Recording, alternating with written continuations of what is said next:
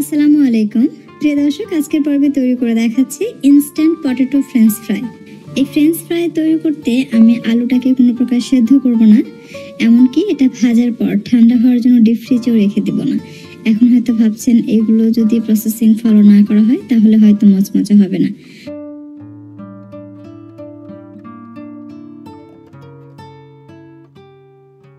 তাই মুচমুচে আলুর ফ্রাই তৈরি করতে হলে আপনাকে টিপস অ্যান্ড ট্রিক্স জানতে হবে। তাই ভিডিওর যে কোনো সময় আমি আপনাদেরকে এই টিপসটা দিব যে কিভাবে আপনারা ফ্রেঞ্চ ফ্রাইটা করলে সেটা খুব মচমচে হবে এবং এটার জন্য আপনাকে কোনো সময় নষ্ট করতে হবে না, আপনি সাথে সাথে এই ফ্রেঞ্চ ফ্রাইটা করে নিতে পারবেন। এর জন্য আমি আলু নিয়েছি, আলুটা বড় সাইজের ছিল তাই মাঝখান থেকে কেটে নিয়েছি। এত বড় আলু ভাজতে গেলে ভেঙে যাবে। তো এখন বলছি যে কিভাবে আলুটা কাটলে আপনার ফ্রেঞ্চ ফ্রাইটা মচমচে হবে। যদি আপনার আলুটা মোটা হয় কাটা আঙ্গুলের মতো, সেক্ষেত্রে কিন্তু এটা কখনোই মচমচে হবে না। তখন ভিতরে যেটা হবে যে আলুটা নরম থাকবে, উপরে ক্রিস্পি হবে এবং নিচে ভেতরটা নরম থাকার জন্য যেটা হবে উপরে ক্রিস্পিটাও বেশ কিছুক্ষণ পর সেটা আবারও নরম হয়ে যাবে। তাই যেটা করতে হবে, আলু কাটার সময় আলুটাকে খুব চিকন করে কাটতে হবে। যতটা সম্ভব চিকন করে কাটতে পারেন কেটে নেবেন। তাহলে সেই আলু দিয়ে যদি আপনারা ফ্রেঞ্চ ফ্রাইটা করেন সেটা ভেতর থেকে মচমচে হয় এবং উপরেও মচমচে থাকে। ভেতরটা মচমচে হওয়ার জন্য যেটা হয় যে এটা খুব অল্প সময়ের মধ্যে উপরের অংশটা কিন্তু নরম হয়ে যায় না, মচমচেই থাকে। এটা অনেক সময় ধরে মচমচে থাকবে। এরপর আমি এটাকে পানি দিয়ে ধুয়ে পরিষ্কার করে নিচ্ছি। পানি ঝরিয়ে উঠে নিতে হবে আলুগুলো। এরপর আলুগুলো তুলে নিতে হবে, কারণ লবণ দিয়ে মাখার পর দেখবেন কিছুটা পানি ছেড়ে দিবে।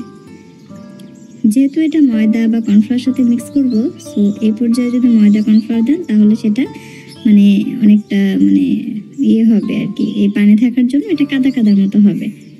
তো যে পানিগুলো আছে সেগুলো আমি মুছে নিচ্ছি এবং যে আলুগুলো পানি ঝরিয়ে উঠে নিলাম লবণ পানি থেকে, সেই আলুটাকে আবারও এই বাটিতে নিয়ে নিচ্ছি। এই পর্যায়ে আমি স্বাদ মতো লবণ দিয়ে দিচ্ছি। লবণ দিয়ে আলুটাকে মাখিয়ে নিলে যেটা হবে, এর উপরে যখন আমি ময়দা বা কর্নফ্লাওয়ার দিয়ে কোট করব তখন আলুর মধ্যে লবণ প্রবেশ করবে ভাজার সময়, আর এই লবণের জন্য আপনার ফ্রেঞ্চ ফ্রাইটা খেতে ভালো লাগবে।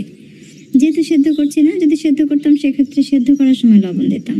যেহেতু কাঁচা আলু আমি আজকে ফ্রেঞ্চ ফ্রাই করে দেখাচ্ছি, তাই এটা ধোয়ার পর লবণ দিয়ে মেখে নিতে হবে। এখন দিয়ে দিচ্ছি কর্নফ্লাওয়ার। কর্নফ্লাওয়ারটা এমনভাবে দিতে হবে প্রত্যেকটা আলুর উপরে যেন কর্নফ্লাওয়ারটা কোট হয়ে যায়, সেই আন্দাজে কর্নফ্লাওয়ারটা দিতে হবে। এখন কর্নফ্লাওয়ার আলুর সাথে খুব ভালোভাবে মিশিয়ে নিচ্ছে যেন প্রতিটি আলু কর্নফ্লাওয়ার দিয়ে কোট হয়ে যায়। আর এটা এভাবে কোট করার পর কিন্তু বেশিক্ষণ রাখা যাবে না, সাথে সাথে ফ্রাই করে ফেলতে হবে। তো ঠিক এভাবে কোট হবে। এখন ফ্রাই করব। আগে থেকে তেল গরম করতে দিবেন, তারপর কর্নফ্লাওয়ারের সাথে আলুটা মিক্স করবেন, তাহলে বেশি ভালো হয়।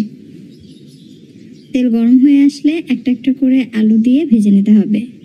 প্রথম অবস্থায় চুলার আঁচ বেশি থাকলেও একটু পরে চুলার আঁচটা কমিয়ে দিতে হবে। একবার উল্টিয়ে পাল্টিয়ে নেওয়ার পর চুলার আঁচটা মিডিয়াম থেকে কম আঁচে রাখছি, কারণ মিডিয়াম আঁচে বা তার থেকে বেশি আঁচে রাখলে যেটা হবে যে আপনার দ্রুত উপর থেকে লালচে হয়ে যাবে, ভেতরটা নরম থেকে যাবে, মচমচে হবে না। এই পর্যায়ে চুলার আঁচ কতটা কম রাখছেন সেটার উপর ডিপেন্ড করবে আপনার এই যে পটেটো ফ্রেঞ্চ ফ্রাই যেটা সেটা কতটা মচমচে হবে। এটা মোটামুটি ভাজা হয়ে গেছে। এই পর্যায়ে আমি তেল ঝরে উঠে নিচ্ছি। সেকেন্ড টাইম এটাকে আবারও ভাজতে হবে, তবে এটার জন্য এটাকে ডিপ ফ্রিজে বা নর্মাল ফ্রিজে রেখে ঠান্ডা করার প্রয়োজন নেই।